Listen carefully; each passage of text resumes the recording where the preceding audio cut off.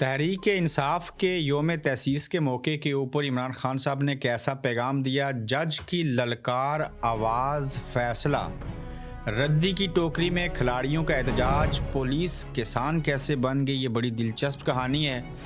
कश्मीर और कश्मीरियों का मुस्तकबिल क्या है, जबकि मियाँ मोहम्मद नवाज शरीफ साहब खामोश क्यों हैं, आज इसके ऊपर बात करेंगे। अस्सलाम वालेकुम, आप देख रहे हैं गोरख धंधा अबरार कुरैशी। आपसे महातुब पाकिस्तान तहरीक इंसाफ का योम तसीस, यानी कि इमरान खान साहब ने इस पार्टी को जब बनाया था तो उस वक्त से लेके अब तक 29 साल हो चुके हैं। आज ही के दिन इमरान खान साहब ने अपनी जमात का संगे बुनियाद रखा, उसका नाम तहरीक इंसाफ रखा। मुल्क के अंदर इंसाफ का बोलबाला चाहते थे, लेकिन इंसाफ दिलवाने, इंसाफ लेते लेते और मुल्क के अंदर इंसाफ कायम करने के असूल के लिए वो ख़ुद उसी इंसाफ की भींट चढ़ गए। और आज 650 दिन, तकरीबन 200 साल होने के करीब हैं, वो जेल में है। और जिस शख्स की पार्टी का नाम पाकिस्तान तहरीक इंसाफ है, इसमें रियासत का नाम भी है, इसमें तहरीक भी शामिल है, इसमें इंसाफ भी है, तो वो जेल में हैं और उन्हीं ही को इंसाफ ना मिल सका। मगर कुछ पाने के लिए कुछ खोना पड़ता है, और आज़ादी, इंसाफ और सारी चीज़ें अगर इतनी बआसानी से मिल जाया करती तो किसी फ़िरौन, नमरूद और बाकी ज़ालिम लोगों के साथ मुकाबला करने के लिए अल्लाह ताला अपने पैगंबरों को ना भेजती। और आज तक किसी भी एक पैगंबर को उस वक्त तक नबूवत ना दी गई जब तक वो किसी जालिम के ख़िलाफ़ खड़े ना हुए, जुल्म के ख़िलाफ़ उन्होंने आवाज़ ना उठाई। एक तरीक़ाकार है। तो हम भी उसी खुदा की अशरफुल मखलूक़ात मखलूक हैं, उन्हीं पैगंबरों के मानने वाले हैं। इस बेड़े को आगे हमने उठाना है तो वक्त लगेगा।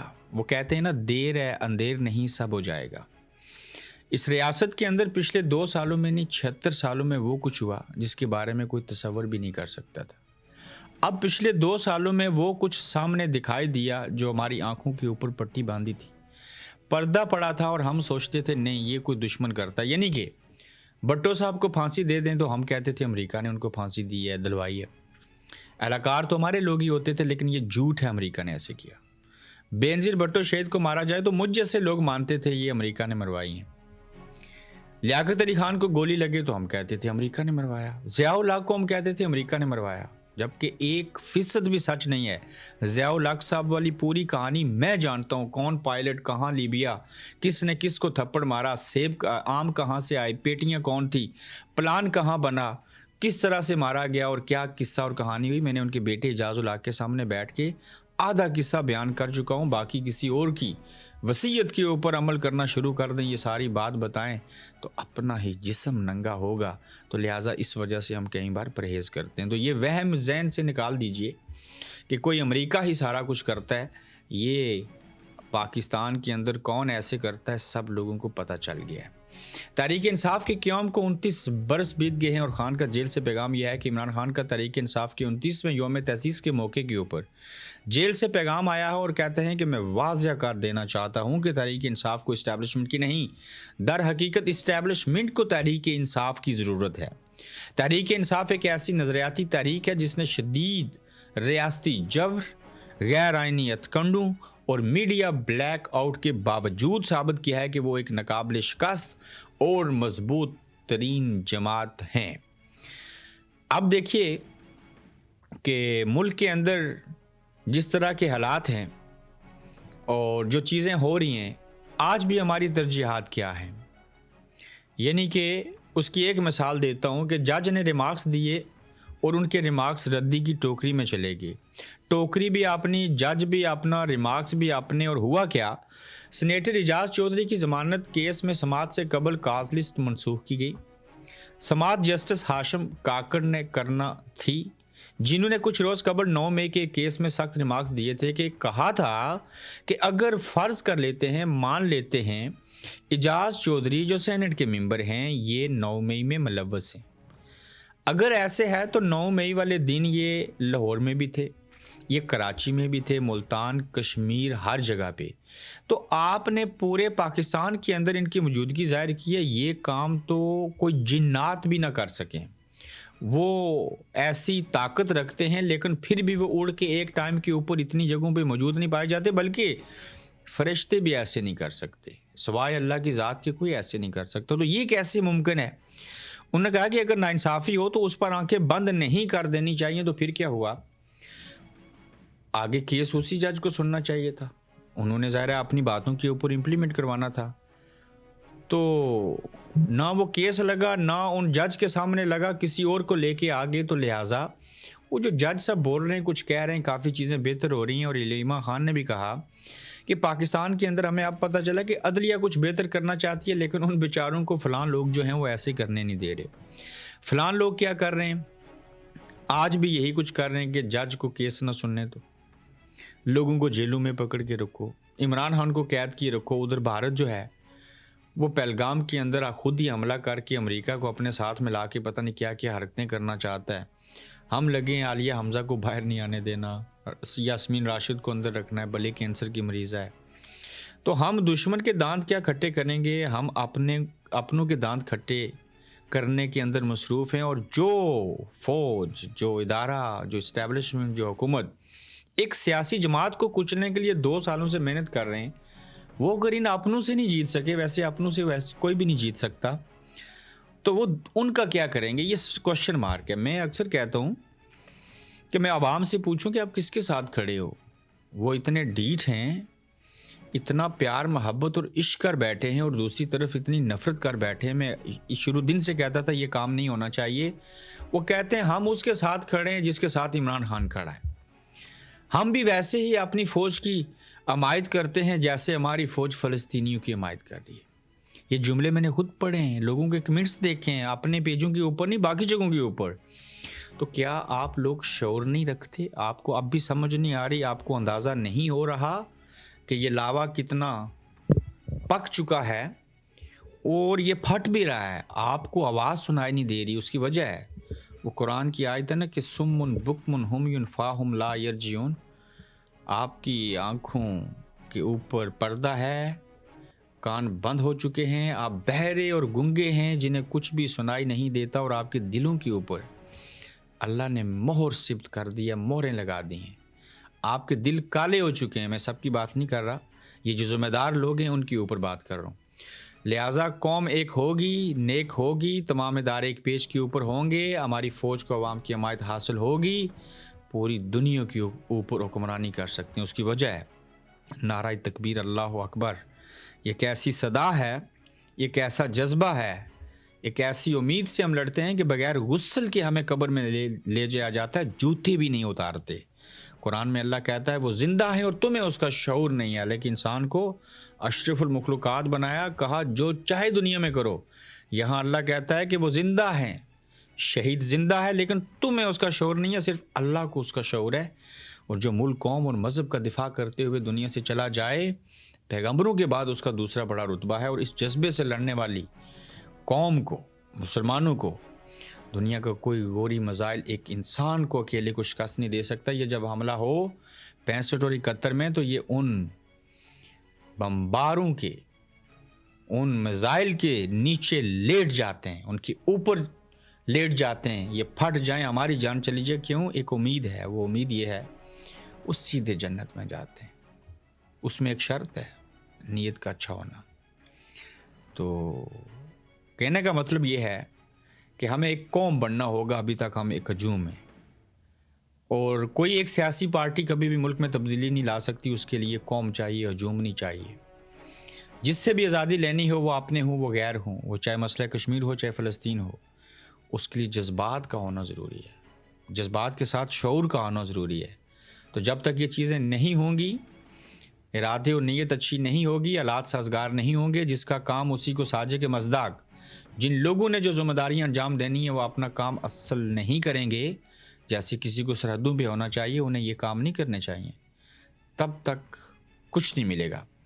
تو یہ بندوق جو ہے, اس کا رخ دشمن کی طرف ہونا چاہیے. یہ کیمرے LOC کے اوپر لگانے چاہیے. یہ لوگوں کو پکڑنا دکنا, جاسوسوں کو پکڑنا چاہیے. تو جب تک یہ چیزیں نہیں ہو جاتی اس وقت تک ہم ذلیل و خوار ہوں گے۔ علامہ اقبال نے کہا تھا نا، یہ وہ مسلمان ہیں جنہیں دیکھ کے شرمائیں یہود۔ پورا شعر میں بھول گیا ہوں، کمنٹ میں ضرور لکھیے گا، اچانک ذہن سے نکل گیا۔ پولیس کاشتکار بن گئی مگر کیوں؟ اس کیوں کا جواب آپ کو دیتے ہیں۔ یہ بات پھر سے لنک ہو گئی اس بات کے ساتھ جو میں نے آپ کو پورا قصہ پہلے بیان کیا۔ اب دیکھیں پورا نظام جو ہے، پوری حکومت جو ہے وہ ایک جماعت کے پیچھے لگ گئی۔ ہوا کچھ یوں کہ پاکستان تحریک انصاف پی ٹی آئی کے ایم این اے ہیں، ان کا نام ہے امتیاز چودھری، جن کے ساتھ پہلے بھی بڑی چیزیں ہوئیں۔ سوری، امتیاز چودھری کے بھائی ہیں اعجاز چودھری، وہ جو کہہ رہے ہیں ان کے مطابق police P T I M N A کی گندم کی فصل پر ٹوٹ پڑی۔ ایم این اے امتیاز چودھری کے بھائی اعجاز چودھری کے مطابق اس وقت میرے گاؤں کو پولیس اور نامعلوم لوگوں نے گھیرا ہوا ہے اور بندوق کے زور پر 120 ایکڑ گندم جو کروڑوں روپے مالیت کی ہے زبردستی کاٹ رہے ہیں۔ یہ پولیس پہلے جہیز چوری کرتی تھی، سونا چوری کرتی تھی، 9 مئی کو وجہ بنا کے لوگوں کو پکڑتی تھی، بلیک میل کرتی تھی، پیسے لیتی تھی۔ اب یہی پولیس جو ہے اس کو پنجاب حکومت، وفاقی حکومت اور دیگر اداروں کے لوگ میسج دیتے ہیں، حکم جاری کرتے ہیں کہ جاؤ، یہ ایم این اے ہے پی ٹی آئی کا، یہ بولا کیوں، اس نے حق کے لیے آواز کیوں اٹھائی، یہ حقیقی آزادی کی بات کیوں کرتا ہے، بھارت سے بعد میں لڑ لیں گے، پہلے پولیس والوں آپ اٹھو جاؤ اور اپنی ہی عوام کے اوپر چڑھ دوڑو اور کسان بن جاؤ، بندوقیں پھینک دو، وردی اتار دو اور کپڑے بدل لو اور جاؤ اس کی ساری فصل کاٹ لو جس کی کروڑوں روپے کی مالیت ہے۔ دشمن کے دانت تو کھٹے کریں گے، اسے تو منہ توڑ جواب دیں گے، پہلے اس دشمن کو جواب دینا مقصود ہے جس نے آزادی کی بات کی ہے۔ تو میں اس کے اوپر مزید بولا تو کسی کو ناگوار گزرے گا، تو لہٰذا تھوڑے کو زیادہ سمجھیے، عوام کا جو ٹمپریچر ہے اس کو دیکھیے اور خدا را مت ایسے کریں، یہ وقت گزر جائے گا، ضرور پچھتائیں گے آپ، آج بھی پچھتائیں گے، کل بھی پچھتائیں گے، وہ پچھتاوا تھوڑا ہو گیا یا زیادہ ہوگا، یہ اس بات کا تعین آپ نے کرنا ہے، جو کہ آپ سیانے بھی ہیں، جو فصل کٹوا سکتے ہیں وہ اتنے نالائق تو ہے نہیں ہیں۔ کشمیر کا حتمی فیصلہ ہو گیا اور شملہ معاہدہ کیا ہے، لائن آف کنٹرول جو ہے، بارڈر لائن جو ہے، اس کے اوپر جنگ بندی ہے۔ اس شملہ معاہدہ کے تحت، سندھ طاس معاہدہ کے تحت جو ہے وہ دریاؤں کے پانی کا معاہدہ ہے۔ ہمارے وزیر دفاع نے تو بتی بنا دیتے ہیں اس معاہدے کو، کہتے ہیں جو ہو گیا تو اس کو بتی بنا دیتے ہیں۔ بہت سے لوگوں کا خیال ہے کہ شملہ معاہدہ بے منی ہو گیا، اب تو باؤنڈریز بن چکی ہیں، ان کا کشمیر ان کے پاس اور ہمارا کشمیر ہمارے پاس۔ محمد مالک ایسے کہتے ہیں اور ٹھیک کہہ رہے ہیں۔ جب خواجہ صاحب وزیر دفاع ہوتے ہوئے سوال کیا جائے اور اس کو بتی بنا کے، کوئی اور لفظ بھی بول سکتے تھے نا، آپ کو ہی دے دیتے ہیں یہ بتی بنا کے خواجہ صاحب، تو اگر آپ کو لگتا ہے کہ شملہ معاہدہ کی حیثیت مر چکی ہے، کوئی مسئلہ رہے گا تو فائرنگ ہوگی نا، کوئی لائن آف کنٹرول ہوگی تو کوئی عبور کرے گا، تو لہٰذا آپ کے کہنے کا مطلب بتی بنا دینا یہ ہے کہ تبت اور لداخ کا تھوڑا سا علاقہ چین نے رکھ لیا، اکثریتی علاقے جموں ویلی سری نگر جو ہیں وہ بھارت نے رکھ لیے، گلگت بلتستان اور آزاد کشمیر پاکستان نے رکھ لیے، یہ ایک سرکاری پلاٹ تھا جس کے اوپر جس کی ہمت تھی، حیثیت تھی، بڑا تھا، اس نے قبضہ کر لیا، تو لہٰذا کیا یہ مسئلہ کشمیر ختم ہو چکا ہے؟ میں 100% نہیں، 1000% آپ کو بطور کشمیر اور نسل ہوتے ہوئے کہہ رہا ہوں، پچھلے 5 سالوں سے کہہ رہا ہوں، مت جانے ضائع کریں، یہ ڈرامہ بند ہو جانا چاہیے، کوئی مسئلہ کشمیر باقی نہیں ہے، سب کچھ ختم ہو چکا ہے، اور ان بڑوں نے سارا فیصلہ کر لیا، ہمارے پاس نہ کرنسی اپنی، نہ فوج اپنی، نہ کچھ اور چیزیں، ہمارے ہاں تو آزاد کشمیر میں چیف سیکرٹری بھی بیٹھا ہو تو وہ بھی انہی کا ہوتا ہے، تو جب یہ آرٹیکل لگ گیا تھا، چیزیں ہوئی تھیں، باجوہ صاحب نے اس کا سودا کیا تھا، عمران خان صاحب کے دور حکومت میں کیا تھا، وہ ڈٹ گئے تھے، اور باجوہ صاحب یہ بھی چاہتے تھے کہ ہم اسرائیل کو بھی تسلیم کر لیں جہاں سے بات بگڑی تھی، حالات خراب ہوئے تھے، تو یہ واقعی صحیح کہا جا رہا ہے کہ اب کوئی مسئلہ کشمیر باقی نہیں ہے، وہ ختم ہو چکا ہے بقول وزیر دفاع کے، ادروائز شملہ معاہدہ کی حیثیت ہوتی، کوئی فائرنگ نہ کرتا۔ آج بھی جب انڈیا پاکستان کو ڈرامہ لگائیں گے یا حقیقت کے اوپر مبنی چیز کریں گے، یہ پہلگام والا تو ڈرامہ ہی ہے نا، مرے گا کون؟ سیالکوٹ سے لے کے نکیال کے بارڈر تک کشمیریوں کو مارا جائے گا، یہ شہید ہوں گے، فائرنگ ادھر ہوگی، باقی تو اپنے اپنے آفیسز میں بیٹھے ہوں گے، اور بارڈرز بھی بڑے دور ہیں، فائرنگ کے لیے صرف ہم ہی بچے ہیں۔ چیف جسٹس کی شاخرچیاں کیا ہیں؟ اب اس بات کو سنیں گے تو آپ کو سمجھ آئے گی کہ ریاست اسلامی جمہوریہ پاکستان کے اندر انصاف کیوں نہیں ہے، جج جو ہیں وہ خود آزاد کیوں نہیں ہونا چاہتے، اور یہ کس طرح کی دنیا کے اندر میٹھی جنت بنا کے رہنا چاہتے ہیں، شاید ان کا اللہ، رسول اور روز قیامت اور زندگی اور موت کے اوپر کوئی یقین نہیں ہے معذرت کے ساتھ۔ بصورت دیگر تو یہ انصاف کریں اور جنت میں جائیں اور وہاں عیاشی کی زندگی گزاریں، وہاں آپ کو حوریں بھی ملیں گی۔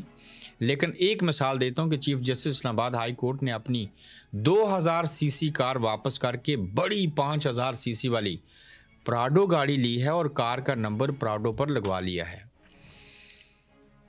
میرے خیال سے چیف جسٹس ششکے زیادہ کر رہے ہیں۔ 27ویں آئینی ترمیم کر کے اسلام آباد ہائی کورٹ کے پرانے ججز کو دوسرے صوبوں میں بھیجنے کی تیاری بھی ہو رہی ہے۔ آصف بشیر ایسے کہہ رہے ہیں، جو جج 2000 سی سی کو چھوڑ کے 5000 سی سی والی گاڑی میں بیٹھے، جسے یہ بھی قابل قبول نہ ہو کہ اس کا اے سی تھوڑا ہے اور گرمی زیادہ ہے تو مجھے بڑی گاڑی ملنی چاہیے، اپنی بھی ہوتی تب بھی ٹھیک تھا، گورنمنٹ کے خزانے سے لی، اور یہ وہ ٹول ہیں، یہ وہ عیاشیاں ہیں، یہ وہ چیزیں ہیں، یہ وہ عیاش پرست جج انسان اور اشرف المخلوقات انسان اور مسلمان ہیں جو ان چیزوں کے اوپر بک جاتے ہیں اور کمپرومائز کرتے ہیں، جس کے بعد عالیہ حمزہ ہو، کوئی اور ہو، کسی کے بارے میں فیصلہ دیں تو جج اپنے فیصلے کے اوپر امپلیمنٹ اس لیے نہیں کروا سکتا، عیاش پرست ہے، بلیک میل ہوا ہوا ہے اور اپنی دنیاوی خواہشات کو آخرت کی ضروریات کے اوپر ترجیح دیتا ہے۔ اپنا خیال رکھیے گا، انشاءاللہ جلد آپ سے پھر ملاقات ہوگی۔ آپ دیکھ رہے ہیں گورکھ دھندا ابرار قریشی کے ساتھ۔